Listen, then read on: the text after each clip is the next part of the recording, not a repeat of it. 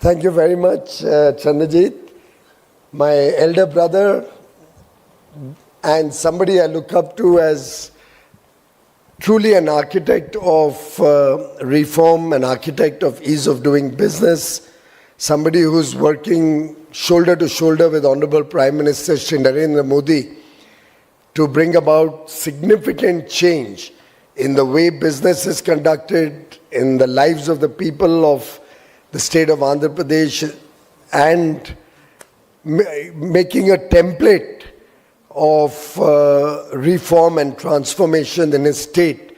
Shri Chandrababu Naidu ji, truly delighted to welcome you in Delhi, sir, and to welcome you on such an auspicious day. Today is Durga Ashtami for our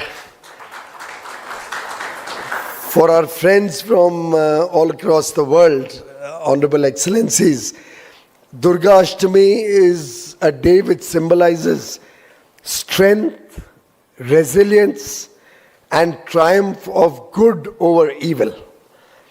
And therefore, it's very appropriate that CII keeps this program today, particularly in a world full of turbulence, full of volatility, full of uncertainty. India provides an oasis. India provides an economy that is the world's fastest growing large economy. India provides a set of young people, aspirational, wanting a better quality of life, driven by growth, driven by the pursuit of happiness, driven by the desire to make the world a better place to live in. And therefore, it's truly wonderful for me to welcome all our excellencies, other friends from across the world, and to invite all of you to get your ministers to you to kindly join us personally also when we have the 30th Partnership Summit along with CII in Visakhapatnam. I honestly didn't realize this is the 7th time Babu Garu will be hosting CII's Partnership Summit. Now that itself gives you an idea about his progressive nature. Otherwise, we have Partnership Summit happening every year.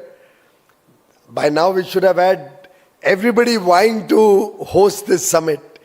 But how does Mr. Chandrababu Garu pip the others to the finishing line? Unless Chandrajit Banerjee is being favorable to Chandrababu, the two Chandras have a adjustment between them. No, honestly, it's because Chandrababu Naidu ji truly believes in high technology driven administration and government.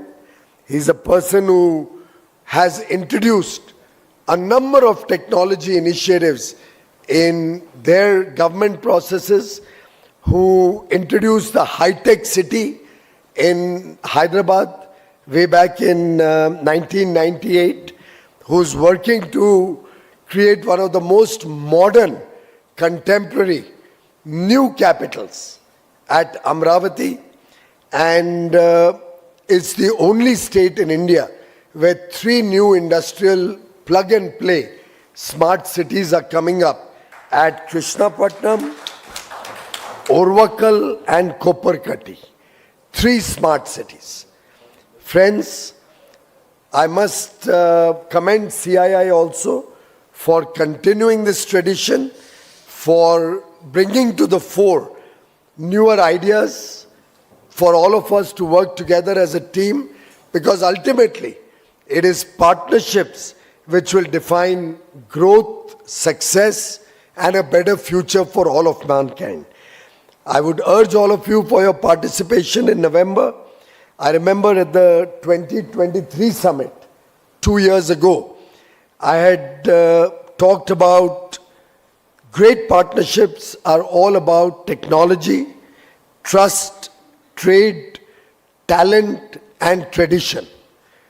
And I think it's only appropriate that we are in this new geopolitical, geo-economic world order. India is working on 3 major principles. One is Atmanirbharta, that's self-reliance.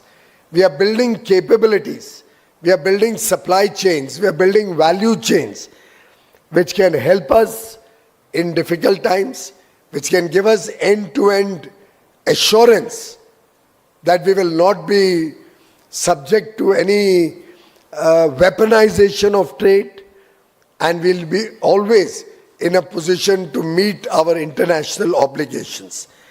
In fact, recently we've seen some massive overhauling of the GST indirect tax framework in India, which will lead to a lot of simplification, lower tax burden on consumers, and give a huge boost to consumer spending and consumption-led growth to the Indian economy. Our second focus is on Atma Vishwas. That's self-confidence. Today, India works with the rest of the world from a position of strength. We work with confidence that when we engage with other countries in the world, we are confident that we will be an equal participant, equal stakeholder, and work as truly as partners with other countries. And third is Atma Raksha, that is protecting the Indian people and the interests of all of mankind. You may be aware, many of you are participating in the G20 summit which we hosted. The theme of the summit was Vasudhaiv Kutumbakam. The whole world is our family. We talked about one world, one future. And therefore, I think Atma Raksha, protecting the interest of all of mankind, will protect the interests of all Indians. With that spirit of Atmanirbharta, self-reliance, Atma Vishwas, self-confidence, and Atma Raksha, protecting mankind, I think the 30th summit, which will have 7 sessions on trade, industry, sustainability, technology, growth, inclusion or inclusivity, all of these will make for a very exciting 2-day summit in Visakhapatnam, one of the most beautiful cities in the country. I'm sure we can all work together as a team to make this a grand success and develop much more resilient and stronger partnerships between our friendly countries in this room, some of those who couldn't make it today, and India, and CII acting as a bridge between our international friends and India. I thank CII for the wonderful work that they are doing. I thank Chandrajit for his personal commitment to making this partnership summit a resounding success. Thank you very much, Honorable Chief Minister, for taking the time to be with us this evening. And a big thank you to all my friends from the diplomatic world, Excellencies. Very grateful to you for being with us today.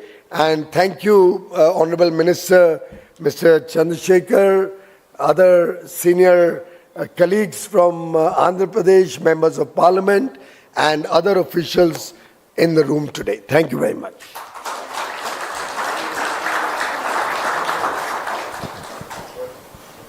Thank you. Thank you very much, Honorable Minister, for laying out the contours of the Partnership Summit and for explaining to us as to what we would cover and what you, Excellencies, ladies and gentlemen, can expect out of the Partnership Summit.